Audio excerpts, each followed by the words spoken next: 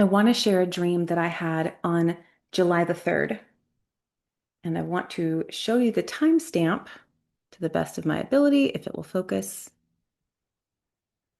Here we go. So it was the afternoon of July the 3rd that I really started processing this. I was doing some prophetic ministry with my friend Rebecca, and she said, Robin, I feel led to ask, did you have a dream? And God brought back that dream to mind. I had already wrestled with that dream that morning when I woke up, and it felt too heavy for me to sift through or to understand.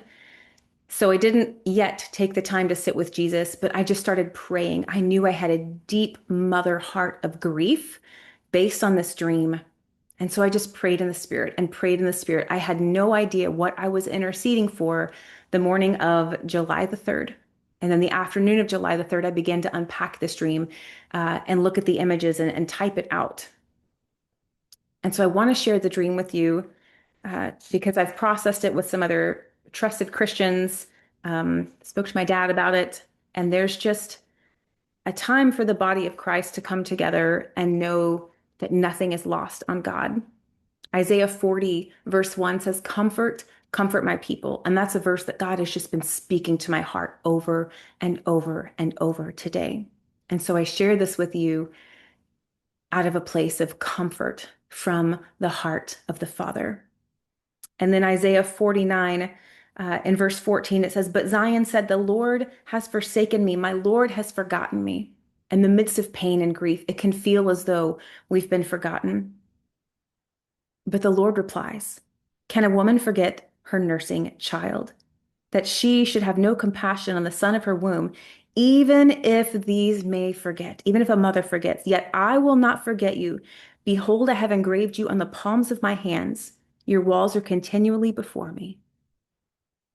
Our God has a mother's heart of compassion, and he fiercely loves his children. And so in the dream, my family and I were staying in these military style barracks, rows and rows of bunk beds. And I knew in the dream that my family didn't represent my personal family, but represented many families. And there were rows and rows of bunk beds, but this barracks, this cabin also was a medical infirmary. Now, I'm prior military, so military barracks, rows and rows of bunk beds, and an infirmary is where you go for help, for healing, a doctor's office per se. So there were tons of medical supplies for healing and for treating wounded already in place. And then there was a woman who came in the afternoon and the evening. The sunlight was golden and it was just, wrapped around and coming through the windows. And she unloaded hundreds of pre-inflated air mattresses, so much so that there were more air mattresses than there were even bunk beds, just all into this place. As we prepared to bed down for the night, I had a sense of impending danger. And as I looked around and we were preparing to go to bed, everything was in disarray. Everything, as in like all these toiletries, all these clothes, bedding, all these personal items were everywhere in a huge mess that I couldn't clean up no matter how much I tried or my family tried to put things in order. Things were just broken in disarray. But what wasn't out of order were all of these stacked and fully prepared inflated air mattresses and all of the medical equipment. When I woke up that morning, Thursday morning, all of those images didn't really make a whole lot of sense to me. I didn't know what I was praying for. I didn't really know if I was praying rightly. I just interceded to the best of my ability.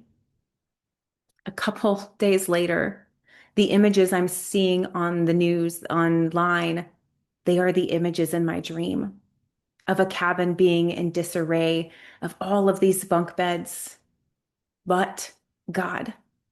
24 hours before the catastrophe hit, because in my dream, in the early dawn hours after all of these inflated air mattresses were delivered that evening, we went to bed and we woke up early morning and I knew something bad was going to happen with the children. And so I tried to get them to lay low and stay down. And then one of my children was injured. There was an attack from the outside. It came in and I was bandaging his wounds. I was stopping the bleeding. And in my dream, and even as I woke up that morning with the dream still very present, I felt a deep maternal grief in a way that I knew was not just for my son and that image in the dream, but I didn't yet understand it or know how to process it. But I knew that this attack that came against children, it didn't just represent my children, it represented blessing and heritage and God's children. July 4th, July 5th, and in the days after, we are seeing the images of that pain, of that strife. And this is where the church comes together as an infirmary to love on hurting hearts that are broken. And here is the revelation behind the dream. 24 hours before all of this happened, God released his angelic help from heaven. They were there in those cabins. Jesus was there in those cabins with each child.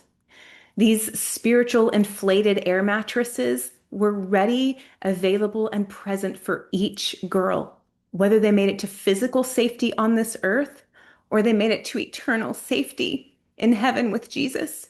He was there. He did not cause the flood waters to rise to hurt children. He knew in advance that this would happen, but he had already made a way. He was already preparing. And we cannot understand this side of heaven why some were saved and why some were not. But what we can know is that we grieve with hope. And the images that God gave me in that dream were angels being released to these cabins, these barracks full of bunk beds with angelic help, with the heart of the Father. And God grieves as a mother grieves. So, church, rise up, come together in prayer, be the hands and feet of Jesus, donate where you can donate, be on the ground where you can be boots on the ground, support the first responders, support these families walking through deep grief. But in the midst of the pain and the tragedy, where we want to say, God, where were you? He had already prepared before we even knew that it was going to rain. None of those girls, none of those kids, none of God's children were alone or were forgotten. None of them were beyond his hand. I bless you, Texas, as we come together in the midst of grief. May the church rise up to bandage wounds and to be there as the body of Christ in this difficult time. God was there.